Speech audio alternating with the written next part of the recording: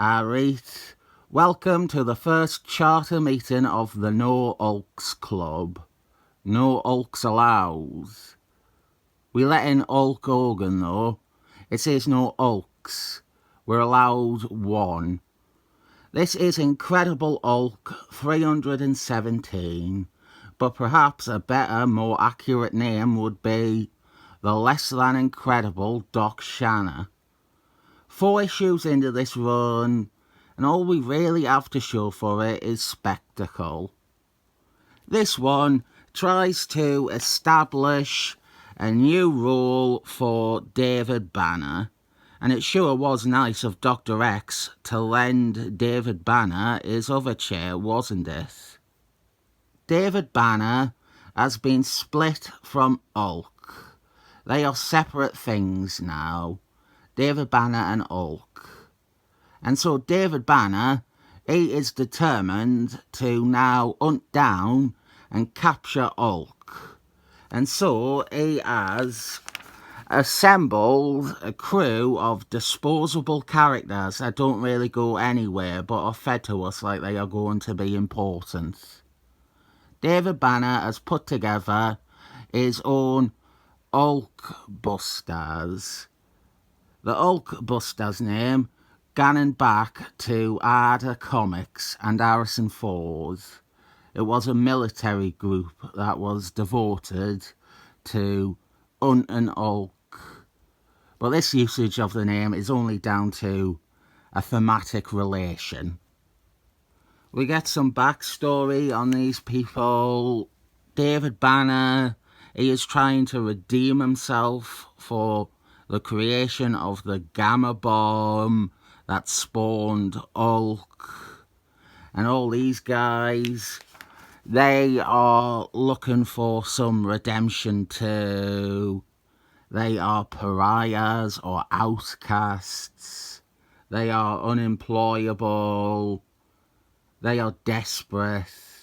They are people to whom this proposition of joining David Banner's mission is about all they can do.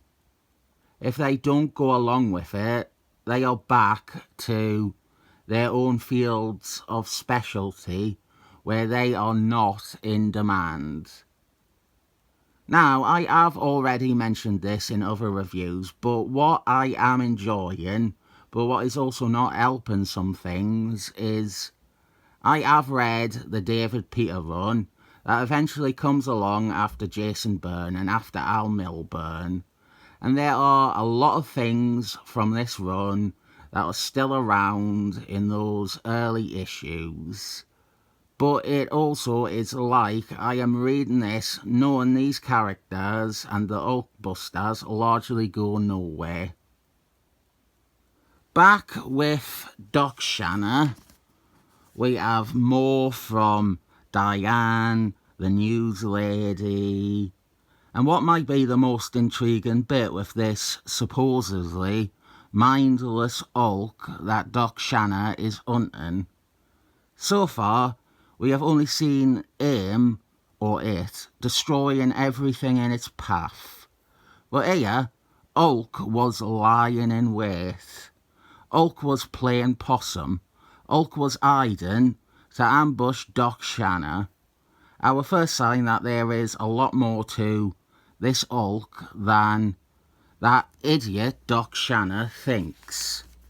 We have a fight with Doc Shanna and Hulk, well drawn, as you're come to expect from this run. But after last issue gave us the Avengers fighting Hulk, Doc Shanna seems like a step down. It feels like a de-escalation. And to further carry that train of thought, Hulk doesn't take long to put him down. Hulk is looking really off model and unusually gangly in the bottom right panel. Back with the civilians, the Hulkbusters, we have some attempts to build these characters. We find out that these two have met before. And of these Hulkbusters characters. This guy is the main one who has more to do. He, and another of them, are eventually transformed into villains by Reader. But whereas the other guy is murdered by Hulk, whatever, Captain America killed Nazis in the war, you know. This one, he continues to appear very infrequently afterwards. He even was in a Coke and Pepsi Acts of Vegans tie-in. We have a nice, simple callback here, with Doc Shanna repeating what Hulk did earlier. Doc Shanna plays possum underneath the rocks and lets Hulk think that he is defeated, only to leap out and attack him by surprise. Doc Shanna, having the upper hand here, won't last long. He probably shouldn't have turned away the Avengers. David Banner is writing a journal, and we have never really had much time to explore the notion of a David Banner who is finally free of his curse. And we won't get one here. Not really. This journal quickly descends into him waxing on and on about how much he loves Jennifer Connelly, or Liv Tyler, whichever one he prefers, and how she is his rock and his constant and his soulmate. Where's Ramon when you really need him? We have what I would consider the prototypical shooter era, sometimes mandated, crisis of conscience superhero dilemma. Hulk causes this mess of rock and stone. And what happens is Diane, the news lady, she is swallowed up by this avalanche of debris. Hulk leaps away. So Doc Shanna has to choose. Does he pursue Hulk or does he save Diane? His mission is to get Hulk no matter what. But is he going to do so by leaving her to suffocate while Barry's alive? Of course not. He saves her. And then he also knocks her out and steals a ridiculous Diane copter to chase after Hulk. Elsewhere, Hulkbusters unite. And our finishing touch is David Banner proposes to Jennifer Connelly, but also to Liv Tyler. They will rush straight to the wedding in issue 319, which is also Jason Byrne's final Incredible Hulk issue.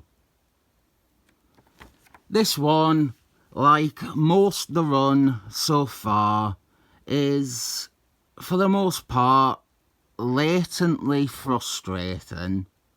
Jason Byrne was going about things with all the intent and purpose of a man about to have a very long run on Hulk. All these Hulkbusters under Jason Byrne were likely meant to be a new supporting cast. He takes time to introduce them and make each one of them have one unique thing, usually an accent.